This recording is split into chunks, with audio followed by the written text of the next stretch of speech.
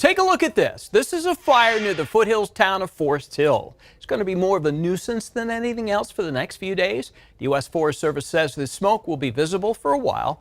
They are working to clear 700 acres of overgrown brush and trees. It says prescribed now means less wild later. So this is a rare instance, Rob, where I'm saying, hey, what's up, Rob? This is actually a good thing. Right, but you can also see that it's burning pretty healthily. I mean, considering that this is mid-April, that fire is going pretty good, but the column of smoke going straight up, which is a good sign that it was a light wind day.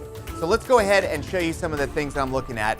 There is a lot going on today, so just bear with me. I'm going to throw a lot at you, but it's all important. So first of all, watch this little chunk of moisture. This is a sign of things to come. Later on today, we're going to start to see the sun come up, and then you're going to get uneven heating of the ground and the mountains and different elevations, and you're going to get instability. The end result of all this is thunderstorm potential. It's mostly for the Sierra, but notice the pattern of this. There will be some in the coastal range as well, and it could drift over to valley locations. So this is roughly the Sacramento area off to the north. Now, it's going to be very spotty, short-lived, but we could be looking at brief but heavy rain. Also some lightning and maybe even some small hail. The small hail potential is mostly in the mountains, but that is part of the things that could happen today. In addition to this, we're also looking at a cool down, 80s yesterday, 70s today for the valley, and north of Sacramento, it'll be fairly windy today with gusts up to 35 miles per hour. Now, most of what we're dealing with this morning is cool conditions in the 50s and a little bit of a breeze. The windy spot to watch for is right about in here. You see some of those stronger gusts.